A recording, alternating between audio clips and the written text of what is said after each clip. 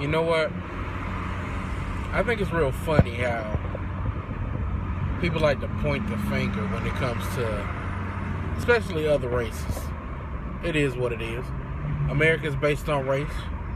The financial system is based on race and racial inequality. The entire school system is based on race. So, a lot of other races want to point the finger and say that we don't do enough for ourselves as black people.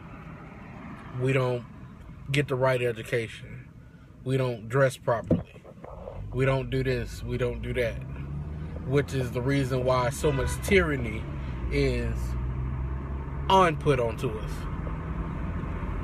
But it's not the truth. It's far from the truth. The truth actually is that we live in an unjust system. And it's not meant to give us the proper things that we need to really survive. Not a prosperous life, it's not. It's meant to keep us down. It's meant to keep us mentally oppressed. It's meant to keep us looking for someone to give us things, not to be self-sufficient. So, when you mix things like miseducation, and you mix things like no leadership, no male role models in these young men's lives, and you mix things like the oppression that comes down on them physically and the long standing of relationships between them and the oppressor, and everyone grows tired, and you have to become tired of your oppressor in order to attain your revolution. It's the only way you're gonna get it. It's no other way. We can't wait on someone to bring us a revolution. A lot of people just want revolution just to pop up one day and say, these other people to come out and talk to white people or talk to black people and say, you know what? We truly did enslave y'all. We truly did you wrong for 400 plus years and still counting. But you know what? Here's the reparations. Here's the houses that you always deserved. Here's the cars that you always wanted to drive. We sorry.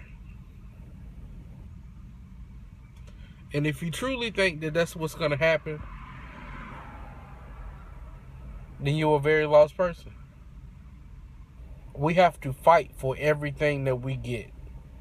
If someone breaks into your home, kicks your door down, takes everything that you own out of the house, throws it out, but lets you stay there. I mean, they beat you, they mistreat you horribly, but yet they still live in your house. They live in your master bedroom. They confined you to the basement of the home. When you get a chance to come out of that basement, what's going to happen? You're going to be peaceful?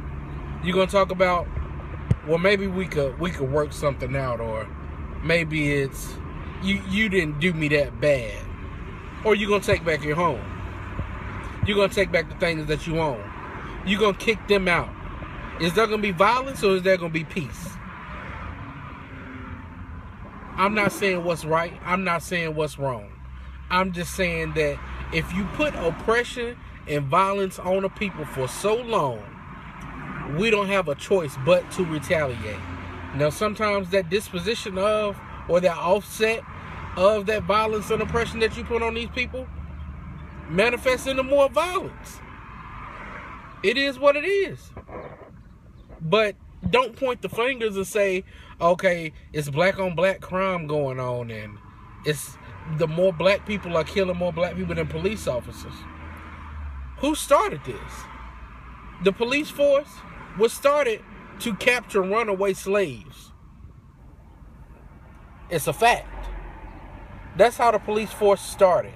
So if you give that history behind it, that's why history is so important. And I talk about history so much just because it is important. We have to know where we come from, the things that have happened to us, who done those things, because a lot of people don't like to take credit for the situation that we are in.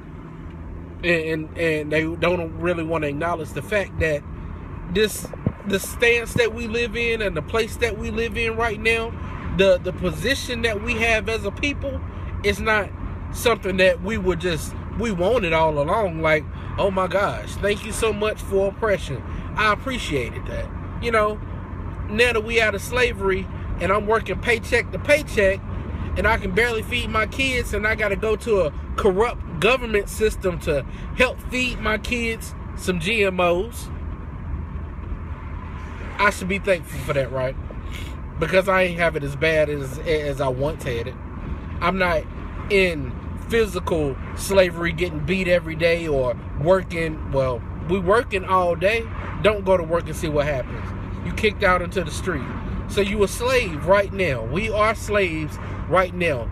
Don't have any misconception about it. We are slaves. We're slaves to the funds. We're slaves to the system. Because they have us at every angle. Everything that we think, everything that we do is unnatural because the system is unnatural. And it's meant only to oppress people. So don't let these people offset or throw your mind off about things like it's black on black crime. Of course there's black on black crime. And it's not any less wrong than white on black crime, black on white crime. But the point is that how we got to this point as a people is because of the history of oppression that has been on us. And like I said, sometimes that manifestation comes to you back in the form of violence. Or as Malcolm would say, that the rooster coming home or the chickens coming home. It is what it is.